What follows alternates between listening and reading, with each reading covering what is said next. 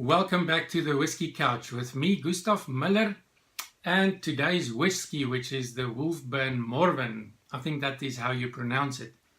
In my previous video, I reviewed the Wolfburn Aurora, and in this video, I'm going to review the Wolfburn Morven from the Wolfburn Distillery. The Wolfburn Distillery was founded in 2013, so it's only 4 years ago. So a very, very young distillery. It is situated in Thurso on the rugged far northern coast of Scotland.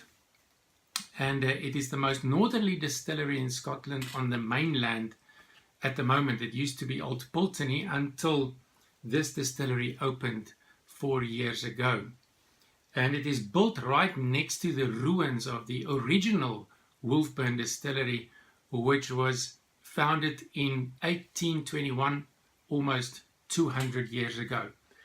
It's owned by the Aurora Brewing Ltd, and it can produce around 125,000 liters of spirit every year. The sea wolf on the packaging and in the name is a creature, it depicts a creature found in both the Scots and Norse mythology.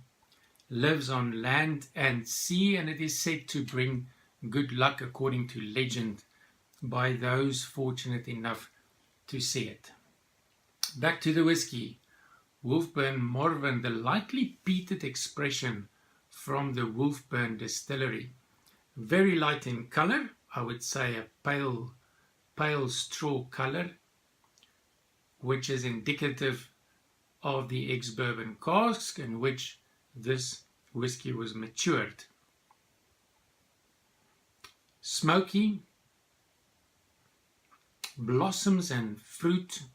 I pick up some pear and vanilla, but a very floral nose. Let's see what the packaging says. Initially smoky with hints of fruit and fresh sea air. On the palate, floral notes are augmented by hints of cereal, followed by vanilla and light spices. The residual tang of the peat smoke gives a lingering finish. This is a great whiskey to enjoy with friends and family. So I'm picking up the light smoke on the nose, but also the blossoms, as far as I know, it's around 10 ppms, so very, very lightly peated. Floral smoke, vanilla, fruit. I'm not picking up the sea air and the saltiness. Bottled at 46%, so slightly higher than normal. And Morven named after the highest peak in the area, which is surrounded by peat bogs. So another interesting story behind the name.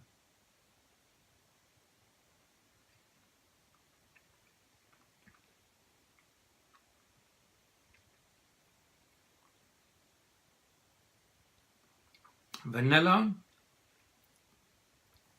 smoky vanilla, but very soft flavors with an almost youthful energy. The vanilla is there, the honey, I'm picking up honey, I'm picking up fresh fruit, some malt, a tiny bit of pepper notes, and a tiny bit of bitter chocolate.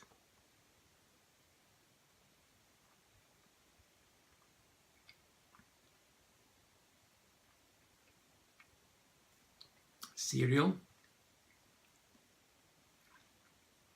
It's got a medium long finish with light smoke and a dry sweetness and a little bit of dry oak spices.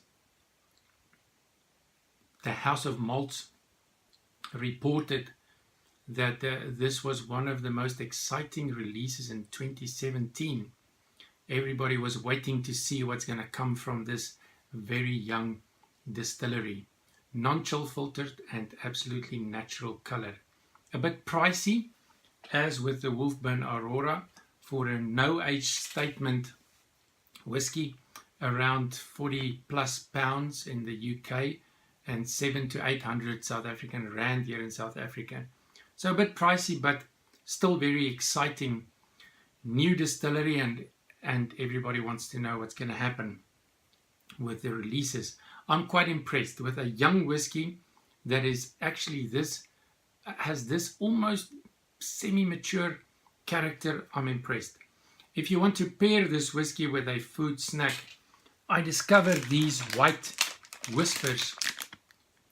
So it's a white chocolate with a malted honeycomb in the center.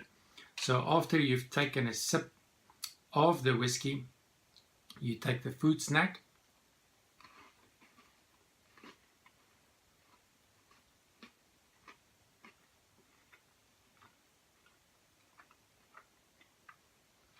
malted honeycomb. Very interesting. And then a sip of whiskey.